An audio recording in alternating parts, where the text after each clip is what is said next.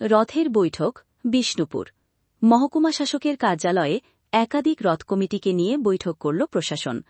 বুধবার বিকেলে ওই বৈঠকে ছিলেন অতিরিক্ত police super operation Maksud Hasan, মহকুমা শাসক বিষ্ণুপুর প্রসেনজিৎ ঘোষ, এসডিপিও বিষ্ণুপুর সুপ্রকাশ দাস, পুরপ্রধান বিষ্ণুপুর গৌতম গোস্বামী সহ অন্য আধিকারিকেরা।